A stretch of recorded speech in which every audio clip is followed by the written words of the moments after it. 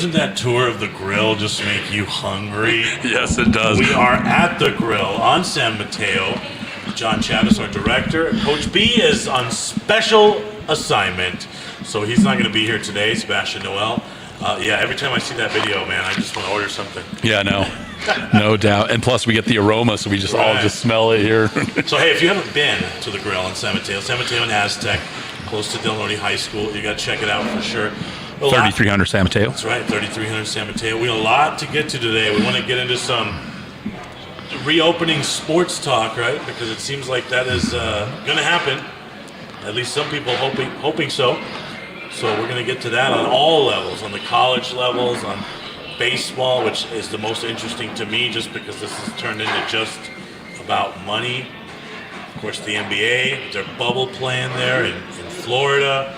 And then, of course, something close to your heart is high school sports. Definitely. We talked to some reopening high school sports. Saw some funny pictures in the Albuquerque Journal, did you, John? I did. I thought it was pretty interesting that they ran they ran a story on how really the private schools were able to jump at it and start on June 15th, and the first picture that they posted showing Academy using a football, and I didn't see that in phase one or the first phase one guidelines. I didn't see that part. Yeah, that's illegal whether you're a private school or a public school, right? Yeah. Especially if you're practicing under the sanction and of the NMAA, I don't think you're allowed to use a football. So I thought that was pretty interesting because even in the article, I think Hope or one of the other schools said, we're doing our drills and stuff, but we can't use a football. And that photo was a little contrary to that. Right. So I'm sure the AD there at Academy, Taryn Batches, I'm sure she got a call from Sally. Hey, when James Yotis is around, you're going to get in trouble. I know. Right? I know. Like I told you that story about 25 years ago, we had our head coach at Valley had to sit down the first game of the season because the kids were just wearing protective gear underneath their practice jerseys, just not to bang shoulders or anything like that. But he had to sit out because it was interpreted that it was wearing equipment. So I know that all too well. And, that really is a reason. And also, just real quick, in that same article, if I remember correctly, James Yotis was interviewing Coach Maddox at Albuquerque Academy there, and they were saying they were going through some passing drills where they were just throwing the balls against the wall, but I believe that's also illegal, right? It is, yeah. That's what we were so concerned with, is that phase one, you can do some things, but you weren't allowed to be able to pass or use any type of equipment like that. Right. It was all non-contact stuff, so... Yeah, so I mean, the first day on the beat, James goes out. There's a picture right there. Yeah, there it is. Yeah, that's definitely a football in his hand. that's definitely a step one no. Yeah. Throw that headset on there and move that mic to. We'll get you going here. Get into that chair because this is going to be your camera. We do have a guest.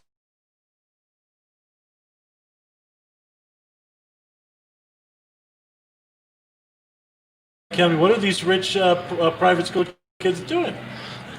Yeah. They're running afoul of the rules.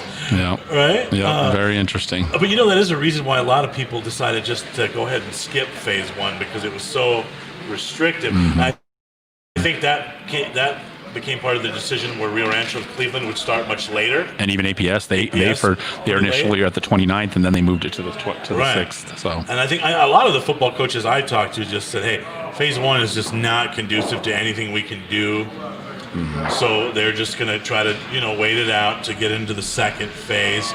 But yeah, so I'm interested to see if that school got a call from Sally. Yeah. We do have a studio guest.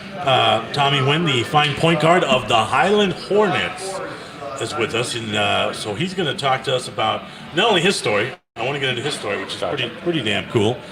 And but one of the things we talked about, you and I, before we went on the air, is kind of what athletes are doing to stay ready, all right? And Tommy can touch on that, and of course you have a good story about that too, because your son is the quarterback at Cibola. Yeah. So I mean, first of all, welcome. Yeah, let me get him on screen, and there we go. And he's sporting his Western New Mexico Mustang shirt, so we'll get to that. Well, what are you doing to stay ready? Because obviously, your basketball career is going to continue, and this Corona thing's pretty crazy. So what are you doing to stay ready? Just a lot of lifting right now, just to get ready for the college level. So that's what I've mostly been doing. But I get shots up here and there at local community centers if I can, or I usually just go outside to get some work in since everything's going on. But the grind doesn't stop throughout this whole thing, so we just got to keep going every day and just pushing through it. I mean, clearly the athletes that are very self-disciplined are going to shine this upcoming season, whether that be your son in his next high school season, whether that be you at the next level. I think it's good. You're going to see a pretty big separation between, well, one, the self-disciplined and motivated kids, right? Definitely. But then also the kids that, have those resources and the have-nots, right? So there'll be kind of twofold there. It definitely will. I mean, are you keep in touch with any old teammates? What are they that are going back next year for another year at Highland? What are they doing to stay ready? I always stay in touch with everybody. I'm always in touch with them. But right now I'm working out with one of our other point guards. He played JV and he was a backup varsity player. Okay. So I've just been trying to get him ready. Closer? Okay. I've just been trying to get him ready for the next season, whether that's lifting, getting shots up. Not only does it help me, but it helps him as well. Right. So I'm just trying to stay in touch with everybody to get them prepared for the next level if they're going there, or just prepared for the next season to try to compete for a state title. All right. Tommy, go to Champions Corner or go to my Facebook and share this video so all your friends can see it. All right. So go do that now. John, your crazy ass has been getting up every day at 5 a.m., right? To work your son out? Well, 3 days a week we get up at where my alarm clock rings at 5:30, and I'm like, so we can be at the field at about 10 till 6. 3 days a week we've been working with Derek Martinez. He's a former Cibola quarterback, and also he was with the New Mexico Lobos for 3 or 4 years. And and what's crazy is that he used to be the quarterback before my older son was the quarterback. So we've had a connection with him there. Even the year after he graduated, he was working with younger athletes, so he's really stayed connected to that community. And it's been really awesome because we used to work with Air Barrere before, but when COVID closing them down, I'd still refuse to just sit down, not be active, and make sure we work out 3 days a week with him. And then the other 3 to 4 days, I do the coaching too, where we have another group that comes in, and we stay within the compliances, but we're still working out really hard. So it's been a really good 3 months. All right. Yeah. You got that share? Yeah. It's okay. Almost. I watch those videos, John, that you post, and I'm not mad or jealous of Aiden that he's this freshman stud quarterback. I'm not mad or jealous that he's got this cannon for an arm. Yeah. It's that head of hair, man. That's what I want. Yeah, watch. I'll pull up a video now. It's those wavy locks. That's what I want, man. Here he is. That's the number one thing I want. And did you see the sun? Well, were you up at 6 this morning? No, did you see the sun? No. It was. I literally thought that was the moon at first, and I'm like, we're gonna have 2 red suns like tattooed. I'm like, did we go off like kilter or something? John, when I see the sunrise, it's only on your Facebook videos. Yeah. Okay, I don't actually see that in person. Yeah, so watch. I'll play a video here. There we go. Yeah, so there's us working out at 6 a.m. I had, he had 4 receivers out there working with him. Nice. Yeah. Do you remember Nathan Lopez? I do. I remember the name. Yep. He's now a Cibola Cougar. So his family moved into the neighborhood. That's him right there in the hoodie. Man, that kid works hard. Right. Really, really impressed with him. So you do see a lot of that on social media of guys just staying ready. I know the Clovis guys are real big on social media, whether it be Webskowski, Harris, any of those guys stay ready. Yeah. So you do see guys staying ready. Oh no, I've seen Volcano Kick because they all come and try to work out at our field because it's in a beautiful location right there by Cottonwood. We've had to run off Volcano Vista kids. We've had to run off Rio Rancho kids. Los Lunas kids have come and tried to practice there at our fields now during COVID. So, everybody's, if you're not working hard, it's going to be evident. So Tommy here played, in my opinion, the game of the season. I had been saying all year long on ProView Networks that, hey, it's going to be Highland, it's going to be Valley, this is going to be the greatest championship ever. I was pumped because I knew I was going to get to call the 4A championship, so I knew that would be my game. So that's kind of the matchup I was hoping for, right? Yeah. And I thought, well, man, I'm going to call a game in front of 15,000 local fans that are all from the city. Almost all of that happened, except the fans part. The fan part. How weird was that? Or was it weird? I mean, tell us about that. I mean, yeah, it was just weird not to get the full experience of being in the pit, but it's just a blessing being able to finish out the season. There's people that didn't get to do that, so I don't think it was very much different. You don't get really the momentum from the crowd or anything like that, but you just build your own energy with your teammates. So I think it was just I just look at it in the bright side. Like we kind of played together, and like it was a good moment for us as a team because we started out like with no fans, not a lot of support. So like finishing it out with just us, like that's what we always believed in. That we were the only ones that believed in each other. So I think that was a good moment for us. Well, you guys really were the feel-good story of the year for sure in basketball. And John, that would have been a probably 50-50 crowd because Valley's got a ton of alumni. Oh, yeah. Everyone, it seems like, went to Highland, right? Especially once you guys started doing, once they started winning, I went to Highland, I went to Highland, I went to Highland. I didn't hear much of that before, but that would have been a pretty crazy crowd. Yeah, that would have been. That would have been. Yeah. From a player's perspective, okay, here's what I noticed as the broadcaster. I never noticed the empty arena during the game because you guys it was an amazing game. I mean, both teams played their asses off. I never really noticed it during any of that. The only time I really noticed it was during timeouts, and then obviously at halftime because we're used to things going on. But what was it like as a player? Did you notice it at all ever, or? You noticed it when you're warming up, but just the mentality you have going into the game, we kind of just didn't want to focus on that. We just kind of wanted to build our own energy. Valley built their own as well, so it was just good that two teams were building their own energy, and I wasn't really focused on the crowd. Like I was just focused on winning a state championship. That's all I was really focused on. Right. I had some friends text me some videos during the game. A couple of friends that are managers at different bars across town, and they're like, dude, this is unbelievable. Their places were, so the Buffalo Wild Wings over there was packed. Mm-hmm. So he sent me a video, and then Revel, or whatever that's called, that new thing by Top Golf, he manages that bar. Like, dude, he's like, this place is packed, and every TV is on. Mm-hmm. So from what Marty told me, that game had over 250,000 views. Wow. And that was a couple of months ago. Wow. That's crazy. Awesome. So, that's really cool. And you know what's cool? I've been doing this for a while now, this broadcasting, and sometimes you hope for these matchups, and then you get them, and the game just sucks. Right? But that wasn't the case. Like, this is the game I wanted to call all season, and it lived up to the hype. I mean, it was phenomenal. It went into overtime. I mean, it was pretty crazy, But talk about your season. I mean, I think there were a few that were in the know that are like, hey, these kids are going to be good. Yeah. But not a lot. Mm-hmm. And definitely, like you said, definitely not a lot maybe on campus that were expecting much of you guys at the beginning. Yeah. But, man, did you change that? Talk about that. I think it's just good that we changed it. It was kind of just rough at the beginning because, you always want the support from whether it's your fans or your community, and like them not you being. You want chicks going to the games. That's what you want, right? That's what you're saying. No. You want chicks to go to the games. You can admit that. This is a podcast. No. That's not what we're really focused on, and it's just like.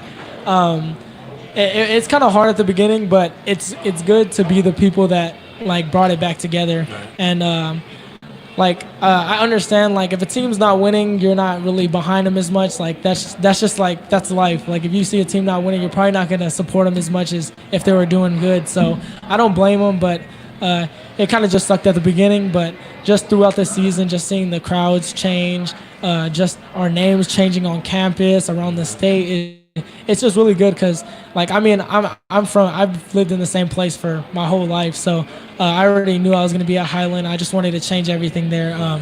It's been rough throughout these last 4 years, but the last two were just like really amazing, and it's just good to see the change in it, and that's just what means the most to me. I obviously wanted to win a state championship, but bringing the community back together and just putting like Highland back on the map, right. That's just what that means more than anything to me. When did you start to notice the change? Like, when did you start, you're walking down the halls, and when did things get different? Like, yeah, I'm the point guard. I think it was when we started going into, like, the district tournament is when it, like, really changed big. Like, our Senate got really involved with putting up, like, things for people to come to the game, like different things, like whiteout games, gold out games. That's when it started changing a lot. But, I mean, walking on campus, like we knew everyone already, so like we knew what we wanted to do, but we just weren't really like worried about that. That wasn't our main priority. Our priority was just winning a state championship. That's everything we were worried about. No, but the early years, I mean, those had to be pretty rough. I mean, I would imagine no one was paying you any mind those early years when you're walking down the hall with your gear on, right? I mean, talking about the early years. I mean, I didn't play as much my freshman year. I was known by just maybe like the people that played sports in general, just because they knew who I was. They thought I was good enough to play. Maybe I didn't play enough, but I think I didn't really worry about walking around like thinking I was cool or anything like that. That never really mattered to me. Like I was just there to go to school, get my grades good, and just play basketball. So I wasn't really worried about what everyone else was thinking, because I mean I never got that support like my whole life. So it's just like it hasn't been there. So I've been doing it. I was doing it alone like for a long time, and then I had coaches come by that have helped me really a lot over these past few years. So just grateful for that. I wasn't really worried about what people were thinking through the halls or anything like that. How many times have you heard in your basketball life, Tommy, you're too small, Tommy, you're too little? Every day, still to this day, like especially like before I went to high school, they were like, do you think you're still going to play in high school? Like you're too small. And like that brought me down, but then again it like even more. Like basketball's all I ever had, so it just motivated me even more every day to get better. So talk about that a little bit. Talk about your upbringing. Talk about the early years, and when did you develop this love of basketball? Well, I mean, I didn't really have like a crazy love for basketball when it all started. I started playing in elementary school, like late 5th grade. Once I got to 6th grade is like when I really like just thought like I was like, oh, I'm really good at this. So it's just like every day in the summer, just working out, always going to the gym, like always putting in hours, playing pickup with like people that are twice my size. So like just the beginning years, it's just like it was really hard. Like I went from being not really good to being really good, like really quick. So I thought like I was probably blessed with the talent to be able to play basketball, because I got really good like really quick. So I just put in a lot of work over the past few years. Like it's been a real grind, but it's starting to pay off. What about, Danny Brown always tells me, he's a friend of mine, he always says, Highland kids are tough. He said, and that's what some of his teams lacked at the end, right? They weren't tough. They weren't the regular Highland tough. He said, but these kids were tough, and you can see it. Where does that come from? I mean, what is he talking about, and where does that come from? I think it's honestly just like the way your parents raise you, and obviously like I wouldn't say like living in poverty, but just living in like the lower class, not like going to Rio Rancho, going to Cleveland, living in those big cities, like where you have everything like not more so given to you, but you just have to work harder when you don't have everything. So I think that is what really brings up your toughness, is just being able to mature at a young age. Like I had to mature when I was like in the 7th grade. Like I already knew what I wanted to play basketball, and I was going to do it every day. Like I don't think a lot of kids can give up their childhood, give up the parties, give up everything like that a normal high school or teenager would have just to play basketball. So I think just where you grow up from and who raises you is just the reason why that's what builds your toughness. Right, I mean, socioeconomics have a lot to do with toughness, Huge, right? In athletics. huge. Well, I mean, having access. So did you do like AAU and club, or did you do any of that? I actually didn't start playing club until I was about to go into high school. So my 8th grade summer was the first time I ever played AAU. So that was even an obstacle, right? Yeah. Not being able to gain that exposure, or even competing against people out of the state. Yeah. No, but socioeconomic does play a difference. It does.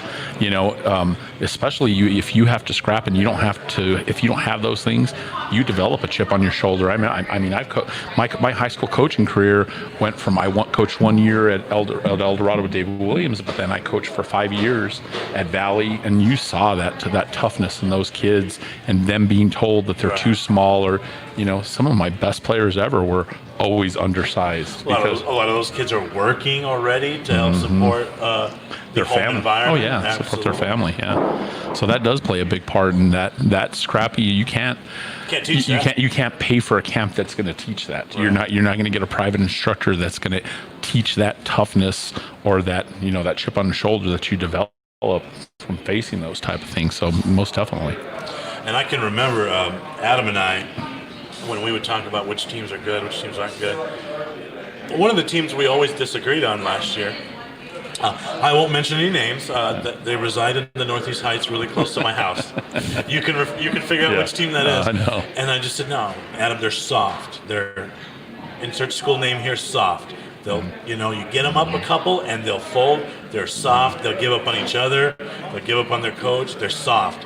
And so I mean that is a definite characteristic you can see as a fan, as a broadcaster, right? I mean, so but I think toughness is a real thing. Oh yeah, but I think a basketball coach can kind of instill no doubt, and the way they build their team is important. So because like I said, I was at Valley, but I always saw Joe Coleman, and he built some mental toughness, right? If you can tolerate Joe, anything that happens on the floor is going to be easy, right? And then he usually brings in like 2 or 3 football goons that aren't very basketball talented, but they're tough. But they're tough, and they're going to beat the hell out of the best player. Like a long time ago, like Henry Roybal, he would waste all 5 of his fouls in 1 minute. But that top player on the other team that guy was bumped and bruised and beat up. Well, and you guys seem to have all the intangibles. Tommy, would you agree? You guys have the toughness. I thought your team chemistry looked like it was off the charts. Yeah. I mean, am I right in assuming that? Yeah. It looked like you guys really love each other. Yeah. Talk about that.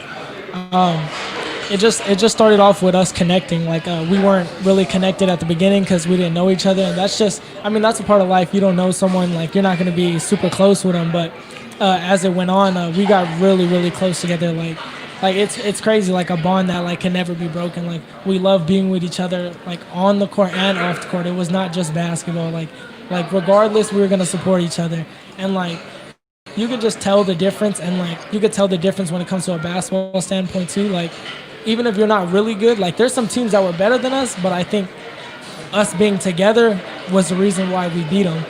Like for example, like we beat Santa Fe. They're really good. Like they were just as good as us, but us being able to play together, we shocked the state by beating them. But like there's a lot of teams out there that don't have that I think would be better if they did. Right. And just like us having that just changed like everything for our senior year. Like it really made like everything come apart. And if it wasn't for that, then I don't think we would have been in the state championship or even the state tournament at all. That's another thing about that team that I won't mention the name that's in the Northeast Heights that's close to my house. When their parents know exactly how many shots their kids took, it becomes more about me instead of we. You can already tell when there's not a chemistry or not around the team and the program, right? I mean, that's a real thing. Yep, less of me, more of we. Right. Yeah, because then you start playing like a team. You start working hard for each other, and you sacrifice for each other, right? Yeah, of course.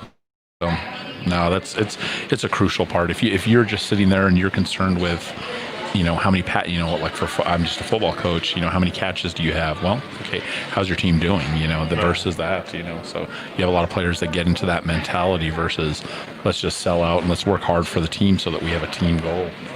Tommy, a perfect example of that. I mean, you can beat most guys off the dribble, but his first thing is always kick it out, man. Penetrate and dish. That's what made Highland so good. When did you guys notice that you were the Cinderella of the city? I mean, when did you guys kind of notice, like, man, everyone's kind of rooting for us? I think it was just the start of the district tournament. So right about the same time? Yeah, right about the same time, because like people started to notice that we were winning, and like when you start getting respect from like people like players from 5A, like I had Dion Battle text me, and that was the first time I ever like talked to him, and he just told me like he's like just rooting for us like for 4A, and it's just like it's crazy when you catch attention from other players and like they go out of their way just to like tell you how good you are. So that was really good, and it's just like when we seen more people come to the game, we're like, maybe people want to watch us win. Like we were always the underdogs, and that's what Coach Woody told us every day in every game. So when you just have like the community behind your back and stuff like that, that's when we started noticing like, oh, well, we haven't won a state championship in 47 years, so to change that would be amazing. And it was just a chip on our shoulder like all the time. So yeah, just around like the district tournament, state tournaments, when we're like, if we win this, it's going to be a great story, but regardless, it's going to be great. Yeah, there's no doubt it was a great story. Tommy. Yeah. Don't ever think that what you guys did wasn't a great story, Yeah. Because, all those old guys start showing up all of a sudden, right? Everyone that went to Highland suddenly found their way back to the gym. They just dusted off their... They dusted off their jackets. Yeah. So there is no doubt what you guys did is absolutely special. And I mentioned that on the game broadcast. I said, for so many years, Highland alum, when they talk about Highland grades, they had to talk about guys that chances are their pictures were in black and white. Right? Chances are I wasn't even born when they were talking about the guy that they were talking about. Yeah. But now they have a new group of heroes to kind of, what you guys did, that was a pretty amazing run. Yeah. Now you take care of business in the classroom too, right? Because you have like a 5 point whatever, right? Like something crazy like that. Like I just got my degree with the C's, so C's get degrees. Yeah. But you are amazing in the classroom, right? Yeah. 4 point what? 4.025. There you go. Good for you. Good for you. So when did college basketball enter your mind? I know probably early in your career, 7th grade, 8th grade. Everyone's telling you you're too small. At that point, are you thinking, hey, I want to play basketball in college? When did that come? I think when I started playing AAU in the 8th grade is like when I started seeing like that college team in like my mind. I was always focused on like the next level. So if I was in 6th grade, it's from getting to B to A team, getting from C team to JV. It was always that. So I always just set little goals for myself. I never looked at like the biggest picture. So I think setting little goals for myself is what really got me to where I am today. Because right when I came out of 8th grade, I was like, I might not play varsity, but let me play JV and do what I got to do to get to the next level. And then as I was already on varsity, I was just like, well, now I just got to progress and try to get to the college level. And I just always had a chip on my shoulder to get there. So like I wasn't going to let anything like get in my way to stop me from getting there. That's probably a great mindset to have, right? Oh, no, yeah, no doubt. Remember, McGuire said in that McGuire-Sosa thing, he said he used to put goals, write them down and put them in his safe every year. Like he wanted to bat 300, he wanted to hit this many. So that's probably a great way to approach that. No doubt. Even like, remember Coach Beck when Brandon Beck, when he was in here talking about there's opportunities, you just have to want it bad enough. Right. There's opportunities that just and it's a testament to you in the classroom and you having that high GPA. To me, I remember, because when I would coach, I remember recruiters would come in and first thing they ask, they're not, well, how fast is he, how tall, okay, is he going to maintain his grade? So we don't have to worry about spending all this money on him and then him being a waste because he's ineligible after the first semester. So that's, to me, if you can have that first part of the puzzle of making sure that you're that solid student, that just plays a huge part of it, so. Yeah. Now, your college story is incredibly unique because, so you thought you found a place, and then what happened? So I had committed to Holy Family College in Wisconsin. I just felt like I was really welcome there, like from the jump with Coach Hoffman. But it just kind of like took a downhill turn because it was just like the Corona came out, the COVID was out, so it's like. And I didn't even expect that news to come. I was just like, all right, they're just going to pass through this and we're going to play next season. Right. And then they ended up closing. And like now. So the whole school, right? Yeah, the whole school closing. So like me, I'm just thinking like. School. Yeah. I'm not even thinking about myself. Like that has to be pretty crushing though, right? Like, okay, I found a place to play and now that school doesn't exist. Yeah, obviously. Like it was just like you expect yourself to be there. I was already like, oh, I'm going to be this, I'm going to be that. Buying winter jackets from Wisconsin. I thought I was going to have a hookup in Wisconsin. Send me cheese. I'll send you green chili. You send me cheese curds. Right? It would have worked out perfect. Yeah. But I think what hurt me the most was not only me, but like it's just thinking about like the other students that are there, like the other players. I was already connected to some of the players already on the team. And like I think it's harder for them. Like you're in your third year, like say you're in your third year at Holy Family, like it's not very easy to just jump off and just get on another school. Like with me, like I'm just coming out of high school, so I have options. So it just sucked to see like some of the players like not being able to play college basketball anymore just because of this. And it was just crazy. Like I did not expect it. And then just as the recruiting process went on, I got more offers. I talked to more coaches. And then just ultimately I just chose Western New Mexico. A lot of people would have maybe, at that point been so devastated, like, oh shit, maybe I'm not playing basketball at the next level, right? Yeah. When you get accepted to a school, you're ready to move, and the school closes. I mean, that is as unique of a circumstance as it gets, right? Yeah. Oh no, it is. That's I hadn't heard of that one. That's a new one in my book. That I'm like, oh, now I know about that one. That's crazy. But now you get to stay closer to home, man. So you're going to Western. You got to be pretty excited about that. Yeah. I mean, like I always wanted to go out the state. That was like kind of my main goal. Like just from where I'm from, I'm like, well, I've done my dues here. Like I put my name on the platform at Highland. Like let me get out of here and do something. Trust me, Silver City's so far away. You're gonna think you're out of state. Yeah, and then I mean, like it wasn't like the biggest deal. Like moving out of the state, I just wanted to find the best fit. Like because I also had an offer to Arizona Christian, which I really liked, but just financially, like that was like not a standpoint. Owing 6 figures after 4 years, like I wouldn't be able to do that. Right. So like I don't mind like staying in New Mexico, but I think it's just really exciting because there's players that I've known like over these past few years that are going there as well. Right. So like Josiah Ramos, like everybody always talks Gatorade about. Player of the Year. Yeah. Like I've had so much respect for him over the past few years. Like played him my sophomore year, like played him twice. So, and then also Ray Brown from Las Cruces. I've talked to him as well and got to watch him play in the state tournament. I'm really happy for him that he got to win a state title as well. So, it's just like it's really exciting getting to play with people that you watch and you're like, dang, I wish I was on his team. Like, wish he was on my team. And now like putting the pieces together. Right. Well, and Western historically has not had that many local kids, right? A lot of local kids always play at Highlands, Eastern, right? Mm-hmm. So now Western finally has some of our local kids. So that's going to be fun to watch, Josiah and you. And Josiah and you probably have a lot to relate about, right? Yeah. Because, I mean, how many times do you think Josiah's heard, hey, you're too small? Yeah, exactly.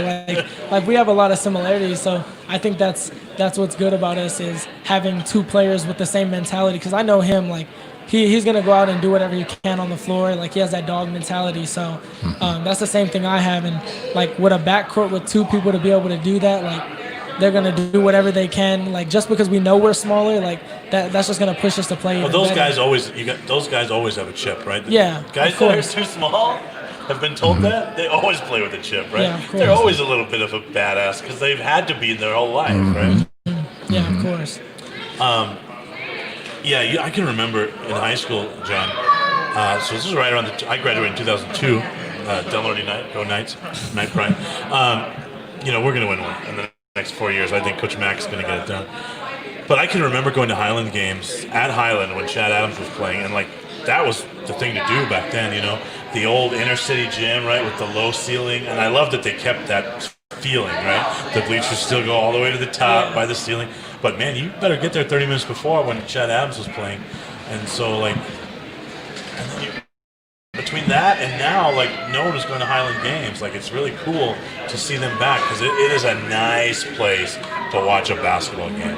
That's for sure, right? Wouldn't you say? Yeah, of course. Like I mean, like the first time I ever went to a basketball game at Highland was when I think I was about in the 7th grade.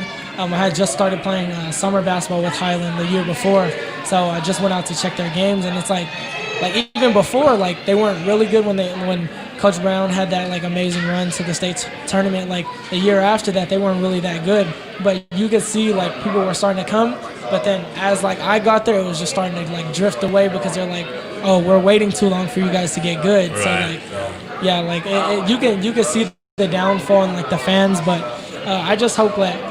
Like I wanted to win a state tournament, but like obviously, like the biggest thing I wanted was just like for Highland to be like good again, like for Highland for people to be proud to go to Highland. Like I don't see that as much, and it kind of just sucks that people that went there and like now they want to feel proud to be like alumni, but they should have been like through all the years that we haven't been good because the lean years. You got to stay there through the tough times if you want to be there for like to congratulate us for the good times. Right. There's certain programs, right, that are just good for basketball. Like it's good for basketball like when Highland's good, when Valley's good, when Albuquerque High can be decent, and they get to the pit. I mean, we know how it's going to end.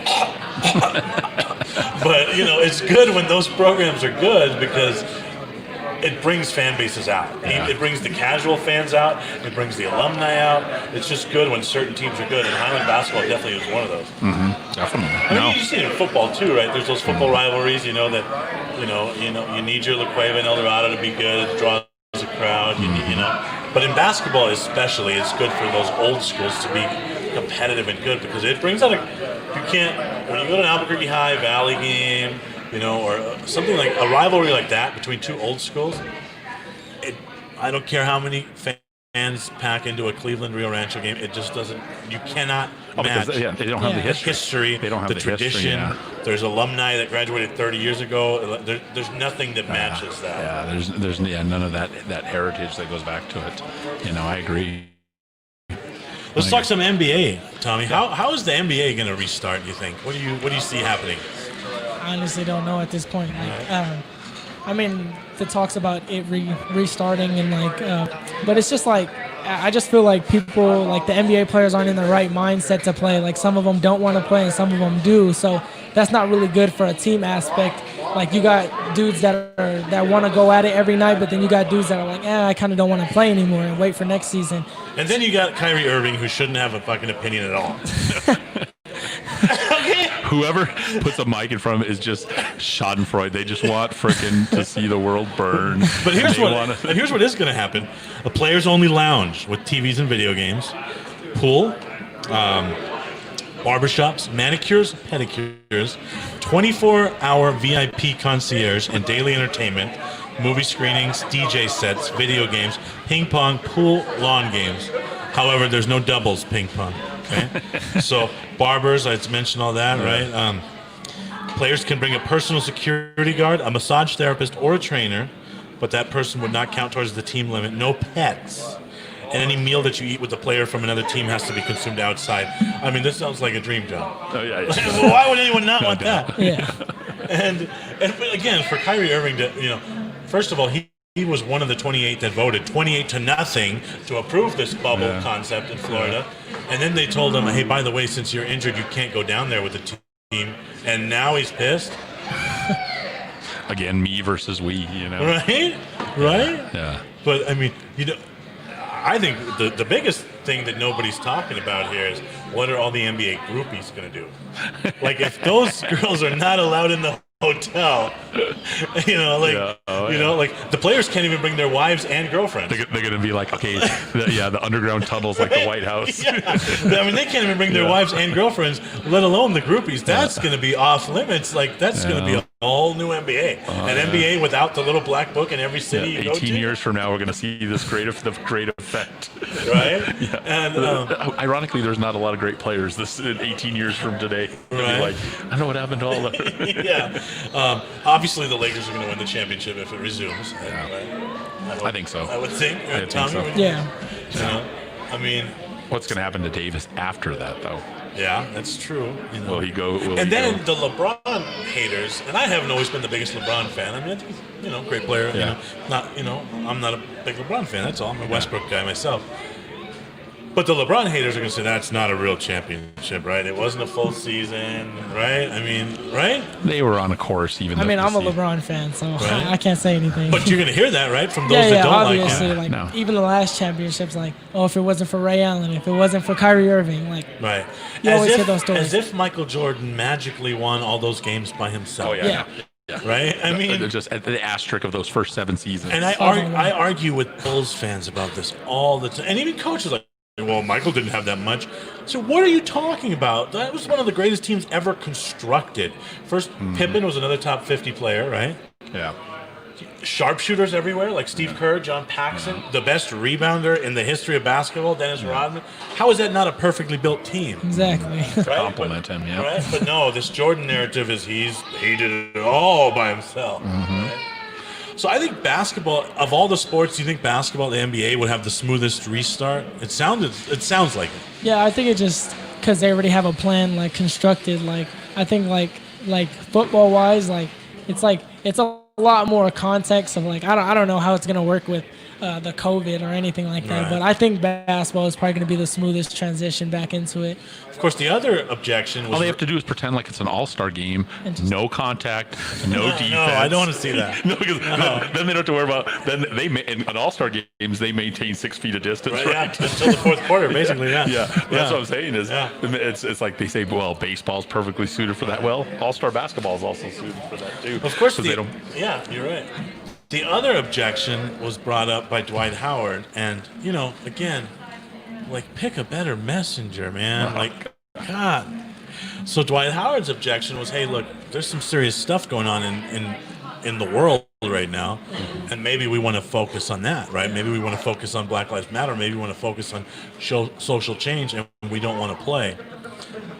And I have two thoughts on that. Now, one, I think that's a very serious thing, and I'm Valid. glad, very valid.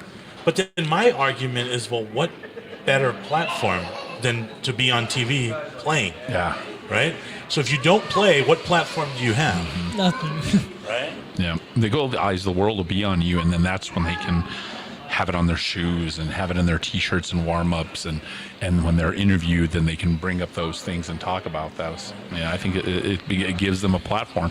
I mean, throughout the last 30, 40, 50 years, athletes bring about change. Right. They do.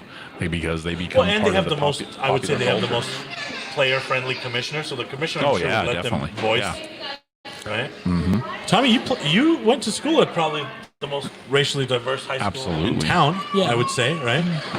Most foreign languages, right? easily. I mean, I know that there was that great story about the soccer team, right, being represented by all these countries. Yeah. I mean, so that had to be something in that community that's very, very important, right? Yeah, of course. I mean, I've been a part of that even since middle school. I went to Van Buren, so it was very diverse there as well. And I just loved being around like the different cultures, because like even at assemblies you get to see like a different culture here, a different culture there. Like it's just good to be a part of that, because you don't want to be a part of a school that is just like based on just like people that are alike just to you. Like if I went to a school with all Vietnamese people, like it wouldn't be as crazy as me going with people that are Mexican, black people, white people, people from Africa, people overseas. Like it's a good thing, because then you start to connect with them, and you start to build friendships with the people around you, and then you just make them feel more comfortable, like being at a school. So I mean, I love being a part of Highland. Like I love the diverse culture.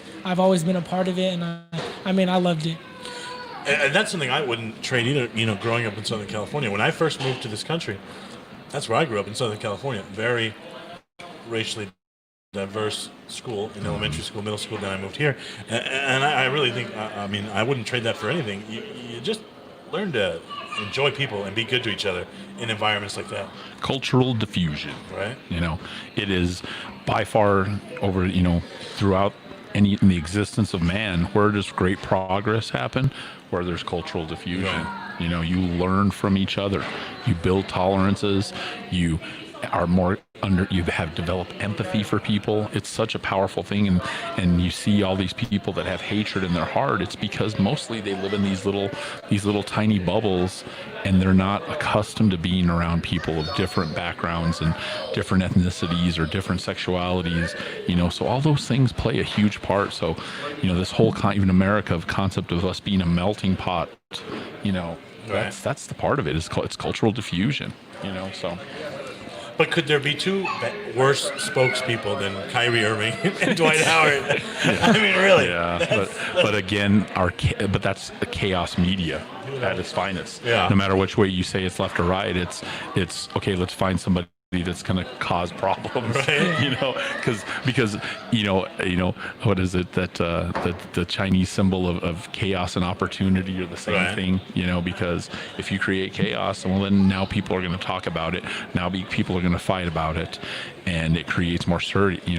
So the chaos media doesn't focus on peace and tranquility. They focus on what are things can be chaotic, and it's sad that way. Does anyone have a shot to take down the Lakers? I mean, if someone were to take down the Lakers, Tommy, who would you think? I mean, I'm going Lakers all the way. I'm actually a Cavs fan, but I mean, like, I want to see LeBron win another ring. So, I mean, honestly, I see the Trailblazers getting them out if they do. Because Damian Lillard Heard that a lot. That's interesting. Damian Lillard is crazy. I don't know who's going to be able to guard him. Right. What do you think? anyone have a chance to take down the Lakers? I mean, Clippers. I think, that's going to be a the West. team. That's going to be a good, presumably the Western Conference Finals right there. Clippers versus, So and right when COVID hit, we were there. We saw them play that side. We were in LA because Aiden was competing in the Elite 11. And I think the Clippers have 1 through 7. They have a better team than the Lakers. There's no doubt in my mind. Mm-hmm. No, they're really good. There's one thing that the Lakers don't have an answer for, and that's Sweet Lou. I mean, the Clippers will have Lou Williams coming off the bench. When you can have 25 points coming off the bench, there's no Laker that's going to do that. You know exactly what you're getting with the Lakers. Oh, yeah, I know. LeBron's going to have to carry you. AD, the other pieces will do their thing. But I think the Clippers are a much deeper team. What do you think? So that could derail the Lakers, definitely. And playoff Kawhi is like a whole nother beast. Oh yeah, it's like a whole other story. It's like Pippen used to be. Pippen in the regular season was pretty damn good, but then the playoffs started and Scottie Pippen was an animal. Yeah, and that's Kawhi right there for you. Yeah. I don't see anyone in the East. I don't see Giannis, the Bucks. It's going to be the Clippers and the Lakers. I think. I mean, obviously, Lillard's had a career of kind of doing some damage in the playoff every couple of years, right? Every 2-3 years he'll knock a good team out, right? Yeah. Mm-hmm. So we have some comments and we encourage our fans to go there and post comments on any of our platforms. See what we got. We have Dominic Rivera. Dominic Rivas, he said Ramos and Tommy are going to kill it at Western. Yeah. He also posted another comment that I'll put up that says Tommy and the boys sure did bring them fans back to look against Highland back in '93 when Baker ran the show. And then we have Frank Riego. It says Tommy, and we talked to you about your commitment to the classroom, and he's very proud of you and your 4.0 and your hard work. So he definitely wanted to bring a point of that. And then also Brandon Ortega, a friend of the show here. Friend of the show, friend of the program. Yeah, definitely. Great to see Tommy on the show. So thank you guys for your comments, and don't hesitate to post them if you have any questions that you want us to bring up. We can always talk on some of those things. So on any of our platforms, we have our Facebook business page, which is Champions Corner. We also have Facebook Corner, which is a group, and if you join that group, you get notified every time the show's on. We're also broadcasting on YouTube and also Periscope, which eventually will sync with our Twitter account. So thank you guys up for any of those comments, but don't hesitate to post some of those things. And Dom posted, the Rivas family, probably one of the most famous basketball families in New Mexico, and he was talking about how when he played, and he would be able to speak to that. When he played those Albuquerque High days, that was before they, kind of hit the skids, right? Those were some packed gems, man. Oh yeah. Those were some packed gems. What about high school restarting, man? Like, okay, we heard the news today that the All-Star games were canceled. Yeah, right? I'll put up that diagram. Which is, and that's an event I always like covering. Yeah. And I'm sure that affected you. Yeah. That was going to be your last. First one. Right? First and last. Yeah. So, I mean, talk about that. That's got to, you work so hard. That's got to be a pretty big blow, right? Yeah. It does suck because I've seen the players play in it like over the past few years, and I'm like, well, I need to get there when I'm a senior. I want to be in that red or blue uniform. You know what I mean? So. It does suck. It does hit me in the heart. But just to be recognized as an all-star is just like that means a lot as well. And just to be known as that, and that's what means the most to me. It's something you'll always. Someday when you have kids, someday you'll be like, here, these are my honors. The game didn't happen, but you're still an all-star. Oh yeah, absolutely. Absolutely. So there you see the cancellations, the cut of the executive director's salary. The no in-person coaches clinic, and then they're no longer going to use North versus South moniker, and that's something we're not going to get into today, John. Because I do have some opinions about that. But and I know we always covered that game at ProView, and what kids always talked to me about was the game's great, but it was that 2 days, 3 days you spent with players you've never met before. Buster does such a great job. Buster, maybe, he gets you the pizza, brings all the food in. So every guy I've talked to about that All-Star experience, no one ever talks about the game, man. They always just talk about that camaraderie of those couple of nights with guys you've never met before. Yeah. Oh, I know. I remember even when I was coaching my sons in Little League All-Stars, it was all about the experience, like, because we had an RV and then we'd drive them around to get ice cream and they'd sleep over, so building that camaraderie is so important, and that becomes the things that are lasting things that they remember. So since Coach Griego brought it up, and we did talk about your grades, which are awesome, but let's talk about them some more, man. Like, talk about, that's some sacrifice, right? You wake up at, I don't know, 6:30, whenever you guys wake up, and then, you got your school, practice, grades, but 4.0s don't happen on accident. Yeah. So, obviously you talked about it earlier, right? Sacrificing the partying that some people like, all that other stuff that comes with, being a high schooler. But talk about the sacrifices you had to make. Well, like you said, just kind of the sacrifice of not being a teenager, like just being more mature as you grow up. And I always just wanted to have good grades. It had nothing to do with like my family telling me to do it. Like they never had to question me about it. It's just I wanted to do it. Like that's just how my mindset was. And it's just like I can never like just look at my grades and be like, oh, I don't like those. Like I gotta get it up. And I think it's just people think it's like you have to be smart, because I'm not. I know people that are a lot smarter than me that they don't have as good of grades as me. It's just with like the effort you put into it, like. And like the connection you have with teachers, like they're not just your teachers. They're not just there to lecture you for an hour. Like you actually have to connect with them, like get on the positive side with them. If you become their friend, then they can be like more lenient with you and help you out. So that's what I did. I got really connected with my teachers, not only because I was a basketball player, but just because I wanted to be like a good person. And like Coach Woody always taught me that, like, just if you're a good person, good things are going to happen to you. So obviously in the classroom, I was always going to do what I had to do. Like there's no reason for me to go to school if I'm not going to do the work. Like it's just a waste of time. So like it's just being mature. It has nothing to do with being smart. I don't think it has anything to do with that. That's what I used to tell kids in my classroom is I'm like, they're not much different than you. They play video games, they stay up late, they mess around with social media, they do all the same knucklehead things that most high school kids do. They just find that little bit more and they learn how to play the game. Yeah. They learn how to play the game, and rather than sort of just bumping their head against the wall, they figure out which way the current flows, and you guys kind of you guys find that current, and and that's what you said about, because I've been an educator for 21 years. If you can, and that's what I always tell students, go and build a relationship. Talk with your teacher, number one-on-one, because the teacher is going to, when they have 34 kids in a classroom, is going to act different than they are when you speak to them on a one-on-one level, and you learned a valuable skill, because someday when you aren't playing basketball and you have a job or you do something like that, that's something that those are the same type of skills that you're going to take into the workplace or relationships with other people, so those are all powerful things that you're learning. So I think what Tommy is helping me realize is how much of a knucklehead I was at his age. And I don't like you. I don't appreciate you making me look bad. I thought we were close. Same here. I've only been able to push this wisdom onto my kids, and it never ever came to me that way, because that wasn't me. So, but you figured it out, and that's why it put yourself so much ahead of the game, because you've learned how to play the game early on. So what is restarted high school sports going to look like? Because this thing is not. Whatever you think of it, it's still here, and the calendar keeps turning, right? And there is going to be a football season eventually. What does a restarted high school football season look like? And I spoke to Coach Williams yesterday about this, because he sat in on this meeting, and I said, can you make this suggestion? I said, let's go through with the All-Star games, because I think they would be great beta tests to be able to introduce sports at an earlier level than the real time it is. And I thought it would have been a great opportunity so that you can train staff, you can I just think the travel would have been, because you got all these kids traveling and in hotels. And I never thought about that when you and I talked about before the show.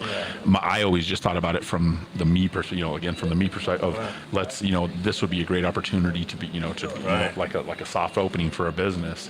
It would have been a great opportunity for. And then you see at the lower levels a lot of kids coming from pretty high risk areas too, right? Yeah. So some places that are red on the COVID maps.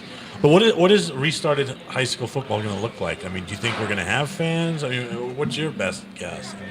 Honestly, I think. In my opinion, I think like each kid should like be able to have like their family there, whether it's like their mom or dad, like just like the main people that they want to be there, like maybe one or two.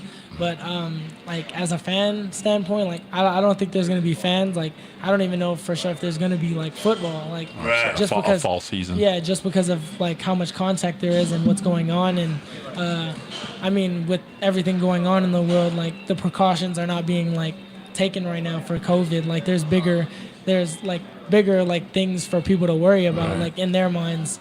But it just sucks that all of it had to happen at once because now people can't focus on one thing. It's just like they can't like focus on like the bigger picture. Like the COVID is probably the biggest thing going on right now. Like regardless of what's going on with Black Lives Matter or anything, like you could die from this symptom. So like it's just you got to set the priorities straight, and it just sucks that two big things happen at the same time. Right. So from a basketball perspective, because I know the NMA says, okay, we're going to let summer open, but we're not going to allow spring and winter sports to do their things during the summer. So how important was to play, so your basketball season would end after, the state championship. Yeah. But then that didn't mean you guys didn't touch a Yeah, basketball. So obviously. how important, do you think that that's harming kids right now of them not being able to work with their teams during this time? I think it's like the biggest thing because if you ask anybody from Highland that was on this team this year, the summer going into our junior year was the reason why we played so good that whole junior year and senior year. Like we had the best moments in the summer. Like when you're just not worrying about anything but basketball and you're just with each other and with each other throughout the whole summer, it changes everything. So like I think it's a really big thing, but people need to find like ways around that, whether it's like FaceTiming each other, like working out together on Zoom or something like that, just something to stay connected. Like you can't just like fall away from your teammates just because of this. Like, oh no, because if you can push through this together, then who knows what you can do throughout the season if it does come back. And when's the last time you've been to a football game at Milne Stadium, John? Me? Yeah. When did I went? We didn't play there last year. I went 2 years ago to watch St. Pius's homecoming game. Well, the fans of those teams have been practicing social distancing at Milne for a long time, so I don't think that would be an issue. That wouldn't be an issue. It's sad to say, but in high school football in Albuquerque, at those stadiums, Wilson Stadium, unless you have a La Cueva El Dorado, it's not full. Mm-hmm. At Community, Volcano's the team that travels the most there when it gets to Volcano. At Milne, Milne might as well, there's no fans there. Who would definitely be hurt by this for the schools that have student sections. Yeah. Volcano Vista has an amazing student section. Rio Rancho has an amazing student. Cleveland. They get hundreds of kids out there, and they're all packed, and they don't sit down, and so to me that part's going to be something that they're going to have to curtail. But if we do get to a part where the governor says, hey, look, 50% occupancy at any of these gatherings, right? Yeah. So Milne Stadium holds 6,000 people. I don't think it's had 600 the last 3 times I've done a game there. Yeah. Mm-hmm. So it would be very simple to one row of bleachers is open, the next row is closed. Whatever you wanted to do. Definitely. I think in Albuquerque, at the sad state of football in Albuquerque, it would be pretty achievable to social distance. Now, Artesia, no, there's no way. You have to get to a game an hour early just to get a seat in Artesia. Yeah. So that's not going to happen. Down south, Roswell, Las Lunas is packed for their games. Yeah, definitely. In Albuquerque, I don't see that as an issue. Yeah. Except for some big matchups. Right, some rivalry matchups. Yeah, rivalry matchups, yeah. Oh, no. And then just like you said, you just limit those things, and it becomes families are the priority, or the player gets to choose. Maybe, each player has 2 or 4 guest list, basically. Correct. So there would be no student section. There would be no. Yeah. Because it would be. Yeah. I know. I think those are just unfortunately, some of the concessions that we're going to have to make to be able to get that. But I also know that their contingency plan is the sort of fire break glasses, flip flop the spring and the fall season. I'd heard that.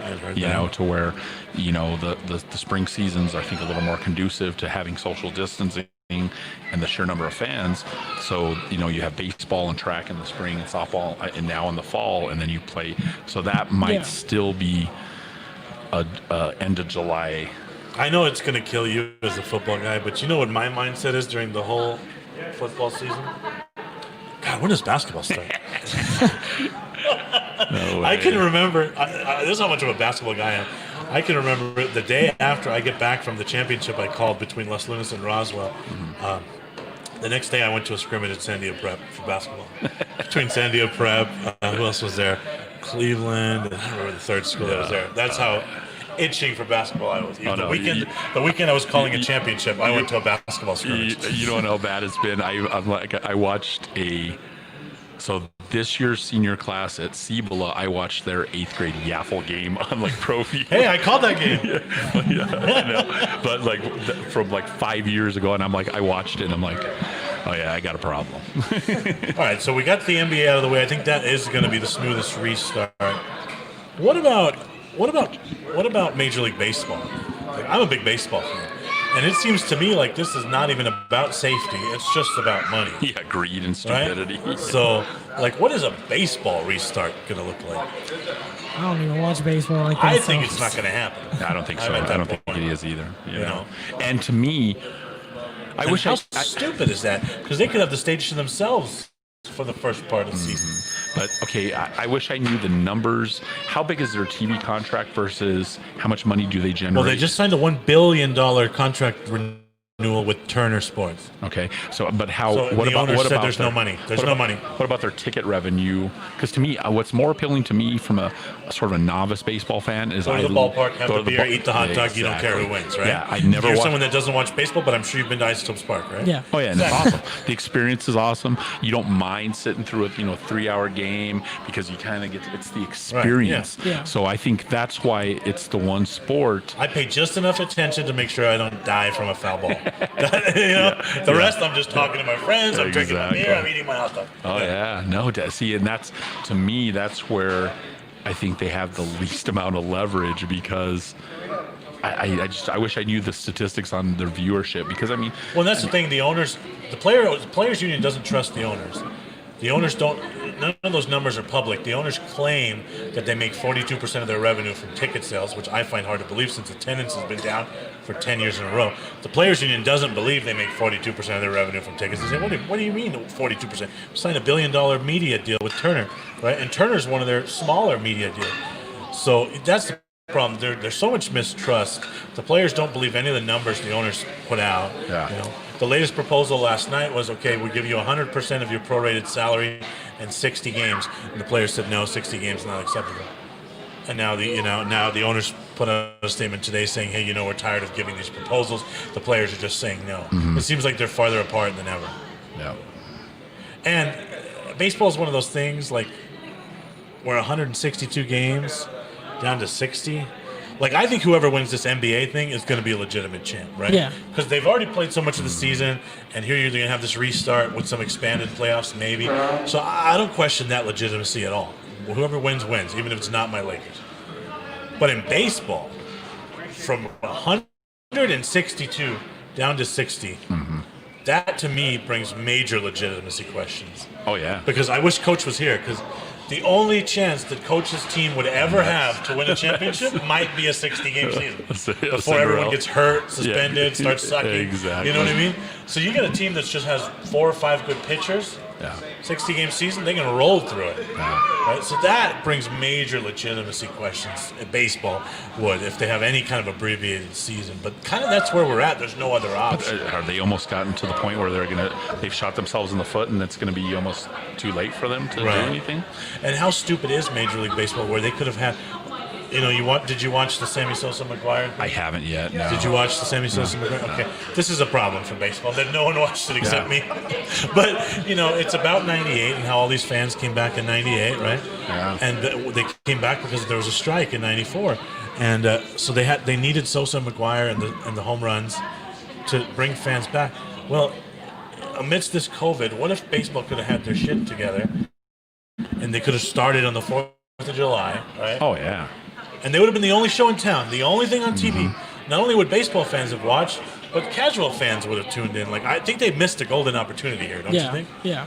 I mean, I just don't understand. And it's always baseball where this money stuff happens. It's always baseball that has these problems. And, when these owners cry that, it's actually not profitable to run a major league franchise. Well, first of all, you're lying.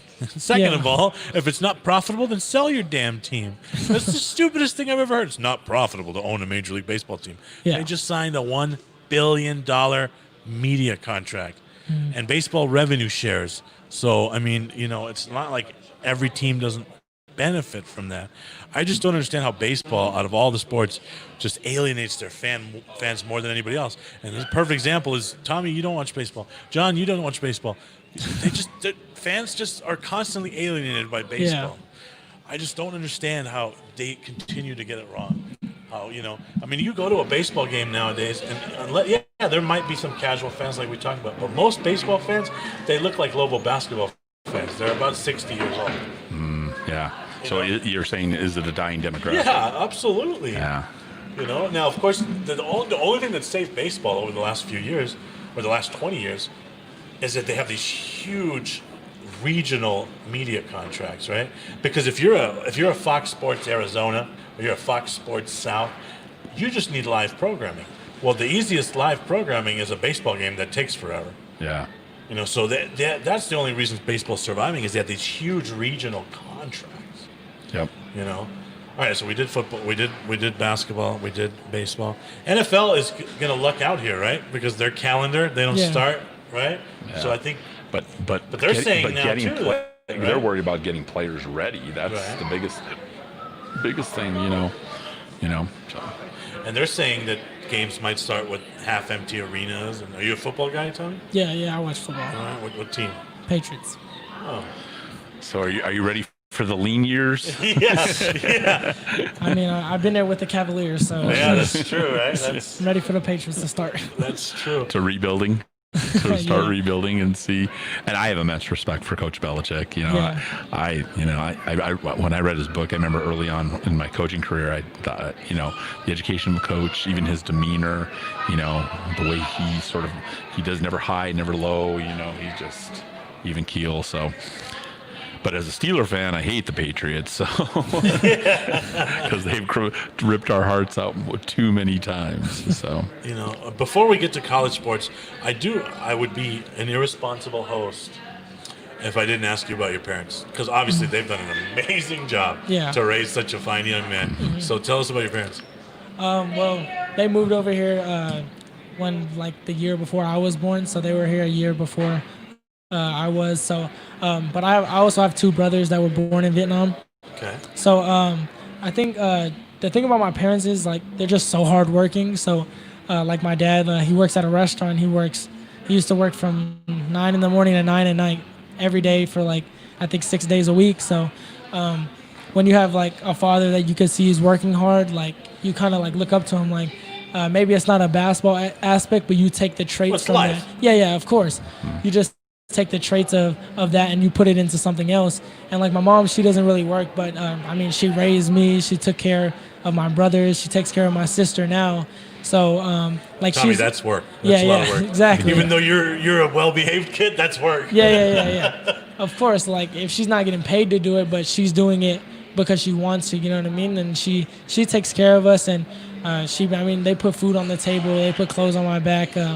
And my brother has had a huge impact on me, because whether it's me needing to pay for AAU or me needing to pay for new shoes to wear during the game every year, everything I needed, he was always going to work, and he's gonna get it for me. And even now he's gonna help me pay for college. He's gonna help me the whole way. So That's fantastic. yeah, I have a great support from my family. That's great. Yeah, I just wanted to bring that up. Because, oh, absolutely. they obviously did such a great job. Yeah. And I think that's a great platform, because I think too many times when an athlete gets interviewed, you get 1 or 2 sentences, and you don't really get to go into depth and talk about those people that mean so much to you. I think it's hugely important. Of course. And Tommy's been on my TV show too, so we've had a chance to connect before. So, and I don't think I brought it up on the TV show. I definitely wanted. What's to the name of that show? It's the #1 show on ProView Networks. John, I'm There glad we you go. brought it up. It's Local Focus with Sebastian Noel. Yeah, I can't wait. That's good. Yeah, I can't Great wait to go plug. in the Great studio. plug. I gotta get my kid on that show for Great the first plug. time. Great plug. What about college sports restarting? Because I think there's a lot more to dissect there, because these guys aren't getting paid. So if you subscribe to the theory that there's risk, which I think most people do. What have they told you? Yeah. Oh, yeah. That's exactly. Yeah. Yeah. I mean, I haven't really like touched base on it. Like as of now, I'm just trying to get everything situated for me to go to college. Like just to even start. Like He's just to buying get books, there. John. He's still Yeah. in the book buying Yeah, phase. just to I get remember there. those days. My freshman year. You're Wait, like, these books sticker cost how shock. much? Yeah. That can't be right.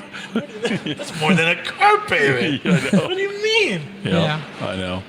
So have they like told you like, because I know from a teaching perspective, we have to have plans for traditional starts, hybrid starts, and then All virtual. all virtual start. So have they told you anything like that? No, I really haven't asked like anything about that. I know whether it's my coach or the admissions at Western will let me know. But as of now, it's They just haven't. it's just like me getting accepted to the school, me putting deposits for the housing and stuff. So And then you probably should already scheduled orientation, right? Yeah. And that'll be a virtual orientation. Oh, which means no beautiful Silver City. In about 3 years, Tommy, I'm going to tell you about some cool places to hang out in Silver City. Because we cover the games, so your family will be able to watch the game. Yeah, of course. So ProView does do the games, nice. And Nice. so I've heard about. Well, there's only 2 spots really where our guys go after they do the game, and I've heard that it gets pretty rowdy. So Yeah. So in 3 years, Tommy, I'll tell you about those places. Sound like a deal? Yeah. All right. But how's college going to restart? Because how stupid is this going to look if COVID gets worse and athletes that aren't paid are exposed to that risk? I mean, how would you feel? You're not getting paid to play basketball. Yeah. And now they're throwing you out there in that. I mean, what does the player think about that? It's just you just think like you always need a backup plan as of now. Like you don't know what's gonna go on. Like you might not even play basketball when you get to college. Like I don't know. Like I'm not too sure what's gonna go on, but it kind of gives me a worry that like everything that I worked hard for ever since I was little like might like just get thrown out the window because of this. And obviously like the lives of others and being healthy and like the world being like healthy is more important. But like when you come from nothing and then you build yourself up, it's just like all your hard work gets thrown out the window. So it brings a little worry to me. I would much rather my kid be in your position than the position he's in right now, going into a sophomore year in high school. Yeah. Because like the college baseball players that just missed out on now they get that year back as far as eligibility. So to me, they're almost getting a do-over. They get to continue their education. So what you're going to see is a lot more college athletes getting masters, being able to go into that fifth. And you're going to see in basketball, you're going to see a ton of grad transfers. Yeah. But that gives them an opportunity because Just automatic eligibility. Yeah. So. But that gives them an opportunity versus, say, a kid that just misses out on a year of high school. You know what I'm saying? Yeah, so yeah. I think I would much rather have my son in your position than he is right now. Yeah. He may miss his sophomore year, and that's of course. hugely important to getting exposure, getting those stats and doing all those things versus, okay, you may miss this year, but you still get 4 more years of eligibility. Do you see what I'm saying? So you're not going to lose a year of eligibility. So that's why what you're doing now is so important to stay ready. Yeah, of and course. you'll find out the kids that didn't work hard and didn't, work hard on their game every single day. Yeah, of course. So. I really think that the colleges kind of originally they were waiting to see what the pros were going to do, because how irresponsible would it look if pros weren't playing, but we put college kids out there? And I really think to an extent high schools were waiting for that too. Like we can't just put kids out here when the pros aren't even playing. I really think there's a truth to that. But what's kind of happening now in football, so the Lobos, Steve Virgin, who I think might be with us next week, he's the assistant sports editor at the Journal. He wrote about the dates that the Lobos would get going and all that stuff. But the SEC, for example, where in the South, college football is king, right? Yeah. Like nothing else matters. Oh yeah. And there's everything's going to go on. Everything's normal. Bring on college football. Of course, on those campuses, I mean, Alabama, I think the football team in Alabama brings in close to $100 million of revenue Oh yeah. for the school. So, I mean, we're talking about, huge effects there. But then today, like the Pac-12 and the Big 12 announced that maybe they're only going to do conference season. Well, that has local effects because Oh, the revenue that I want to say both New Mexico and New Mexico State have a body bag game against one of those conferences teams. right? That affects their budget. So I think the Lobos, they get. Let's just say they have a game scheduled against a Pac-12 school where they're going to get $1 million. That just $1 million is gone. That will cripple a place like UNM. Oh, yeah. UNM Athletics would be crippled if they didn't have one of their money-making games, right? Yeah. So I mean, it's going to get weird, and it's going to be about money. There's no doubt money's driving these decisions, right? Definitely. I mean, but at least I do admire the SEC that they don't even try to hide it. Like, hey, we're about football. We need football to run our colleges. God damn it, we're going to play football. This is SEC, right? Like they're not even hiding it. Oh no, they have their own network, So, I mean, that's again, and then just like almost like what you talked about in the baseball markets, those markets that have their own individual deals, they're the ones that can drive things and keep things alive. But you have all these smaller areas that are greatly affected by it. What I do like though that's been happening is, even if we go back to that NBA discussion, this is the perfect time to use your voice. If you are an athlete and you care about Black Lives Matter and you care about, social justice and you care about criminal justice reform and you care about police reform and you care about the issues that you and I have been talking about, what better time to be an athlete than right now? Oh, no. Huge. And Huge. I mean, wouldn't you agree? I mean, if you're in a position to use your voice as an athlete, this is the time, right? Yeah, of course. And like just looking at sports like the NBA, like most of the majority is African American. Right. So like just being able to like have that platform, like for everything that they work hard for, like now that they're at such a high level, everyone wants to listen to them because they're already listening to them. Like some people look up to others, whether they're in the NBA, the NFL. So like they're gonna like go behind their words, like in regards to Black Lives Matter as well. Right.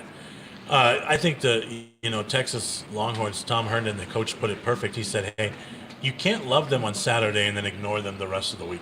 Yeah. Right. So the NBA, they're obviously saying, hey, they want to make this statement, right?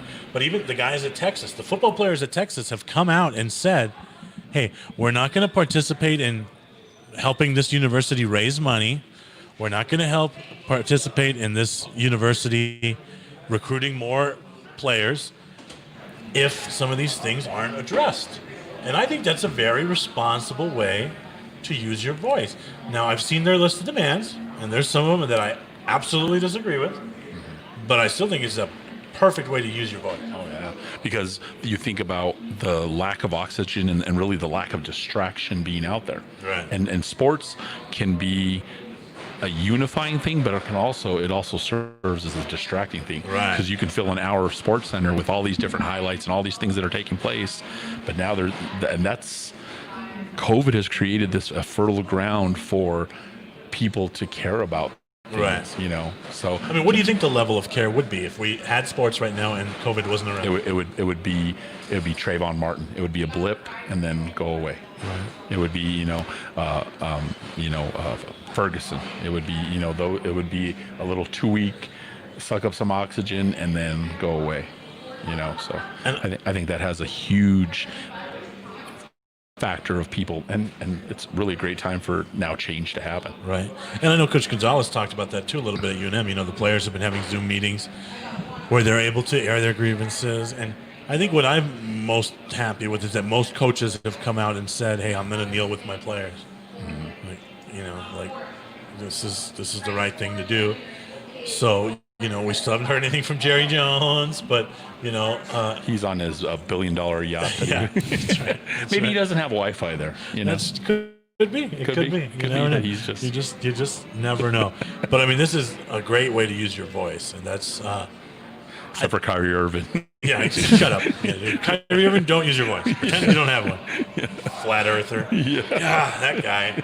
Yeah, I don't know. But like, what do kids your age think about this? I mean, have you been to any of the protests? Have you watched any of them? I mean, what do kids your age, especially from your school, give us your perspective. It's had a big impact just with my friends and people at my school because, I grew up hanging out with diverse people. Like, I grew up with a lot of African American people because I played basketball, and the majority of it was that.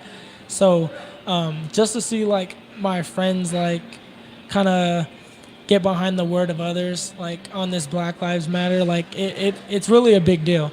And like you said, like with the corona, like people actually care about it. Like I think if there was no COVID and there was sports and everything, it would have just went away in a few weeks. And what like, a sad reflection of our country that is. no. Yeah, because it's That happened. it took this to make us care. Yeah, like it's happened so many times, and I think the bright side of like the COVID is like even just not just with Black Lives Matter, people are caring about life in general. Like people are realizing like when it first happened, they're like, dang, I can't go to the gym anymore. I can't just get up and go get a burger from somewhere. Right. It really like just humbles them about life. And a lot of people weren't like that before. Like they took life for granted, and I think it's just a huge impact not only on the Black Lives Matter standpoint of it, but like life in general. Right. Yeah. We had a pretty good discussion, I would say, last night back here, where in the man cave here at the grill, where we were talking about this, systemic racism in general, and some of the guys kind of brought up, like some things that their parents said to them, like Laura Leanne even shared something, when she dated a minority, Papa wasn't happy about it in her childhood, and and that kind of got us to thinking, and I think we are in a good place now because young people, at least Tommy's generation, probably haven't had to deal with that. Yeah. There's a good chance people my age and your age probably did have their parents say that. Oh no, yeah. To Right? where, you unfortunately learn some of those negative stereotypes or awful words from, and mainly because people again live in those bubbles. I know my father and my grandfather, their exposure to people that are not different than them wasn't very great. They didn't travel a lot. They didn't have past high school educations, so all those things are great factors because again, cultural diffusion is so important, but also changing. I had this discussion a couple weeks ago with my father, about not being antiquated and not being having that last century mentality. And that's why I always say, I always have hope for this generation. Well, with kids like Tommy, the future is bright. No, right? because The future's bright. I believe even kids are tolerant. They care about things. I mean, you remember when the Parkland shootings happened? People were out marching in the streets, and they were protesting, and they want change to happen because they see these old stupid ways. Langston Hughes, that poem I put up, the old way of dog eat dog, and it's just and that's why I have hope for this generation.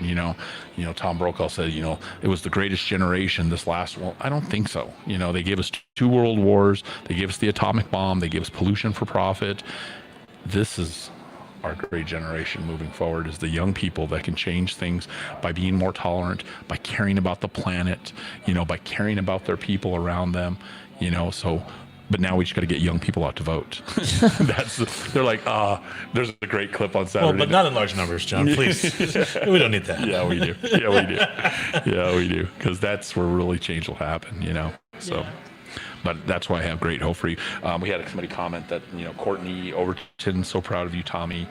And then talk about one of the hardest working players in the 19 years of high school basketball. That was Frank Riego. So, and also Frank Riego was complimenting Mr. Ortega for all he did for Highland this year. So, yeah, Tommy, you're too young to think about legacy. Usually people don't think about their legacy until they're old, like Coach's age. Coach is not here, so I can say that. Yeah. Coach B always says, well, I'm an old man. I'm on the downslope of my life.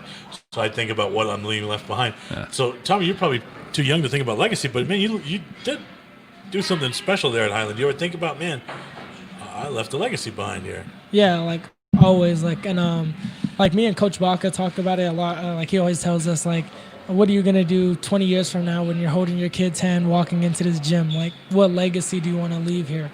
And like I might not be able to tell my kids I want a state championship, but like it's more than that. Like they'll start to realize that, and I think if I can put that message towards them so they can, like, I don't want them to grow up to be exactly like me, but I want them to take the good traits away from me and the use handles, that in their they got to life. have the handles for sure. You better hope they have the handles. I'm just saying. Yeah, but I mean, I think I wouldn't say like a legacy, but I think I put my name on the platform of Highland. Like, I might not have been scoring like crazy like Coach Bake was back in the day, but I think I put a legacy down for myself, not only for me but my teammates as well. What's a smart kid like you going to be studying in college? I was either thinking of something business or like sports management. Okay. There we go. So what's post basketball? Do you think about post basketball? What are you going to be doing after basketball? I mean, like I haven't thought of like a serious job that I want to do or a serious career. Like it's just mostly basketball for me now. But I mean, like I come to reality. Like you have to have a backup plan. Like obviously, like you might get hurt or you might not be good enough to go to the next level. But I mean, I haven't thought of like a major career yet. But I've thought like into like kind of the categories I want to go into. Right. Yeah. Man, I wish I was this put together when I was that age. Yep. Holy cow! I know. Huh? Holy cow! But there's so many. It takes a village, and your parents are a testament. They've done a great job in raising you, but it's also your hard work and your integrity and your passion for things that you just can't ever give those things up. And you're going to face obstacles and you're going to face failures, but you just have to dust yourself off and just I'm going to keep going. Of course. So. Real pretty nice to meet you. Yeah, nice to meet you too. Really proud to meet you. Yeah, I think that's going to do it for today. But Tommy, thanks for coming in on short notice. Hopefully, the few people in the state that hadn't known about you now they know. And again, what a cool story, man. The college you're going to closes shop. I know, but you still keep going. Yeah. And you're playing at the next level, man. Yeah. Tommy, you've always been one of my favorite players to watch and to broadcast and to cover. John, great job as always. So we'll be back on Tuesday, right? Coach back on Tuesday? I don't know that for sure, but we'll keep it rolling, and we're still going to keep battling, talking about some of the inequalities in APS. So, and we're going to still, it's so funny because I was having really good discussions there with the school board member for a while, and then it's turned crickets, Yeah. So the more that we haven't rattled those cages in a while. Let's do that on Tuesday. Yeah, we need to. Get a couple of coaches on. And especially, I think we need to talk to our baseball coaches because those guys are facing obstacles now, just like basketball coaches are facing basketball players. Well, coaches, Coach Griego mentioned it, Orlando Griego. Oh, yeah. When he was here, they lost the season and now they can't practice during their the summer season. And just like you said, how important baseball coaches are really getting short end. Absolutely. How crucial that summer season before your junior year, how important it was. Of course. So there are definitely, and that's why you look at, the pros, maybe now. So something like Golden State's, they had a really bad year, but now they kind of like, when you get a high draft, they're going to get their lottery pick. To me, it's the high school kids that they don't have that do-over. College, they can get another season of playing football. Pros, maybe this might extend their career an extra year, but high school kids, to me, they're the ones that are the most affected by all this. One thing I want to get into on Tuesday before we go here, New Mexico Preps posted all-decade football teams, and I want to get into that. Yeah, because definitely. New Mexico Preps is usually pretty Southern biased, so because all their subscribers are from down south, right? So it's Hobbs Central, it's Artesia Central, it's so they're usually pretty Southern biased, and so I want to get into those all-decade teams. So if you have a chance, if you're at home and you're going to be joining us on Tuesday, go to NM Preps, check out those all-decade teams. They have them by position, right? And we'll talk about that on Tuesday. Yep. Great show, guys. Thanks. Thank you appreciate very it. much. And see everybody Tuesday at 6. Awesome. Thank you so much.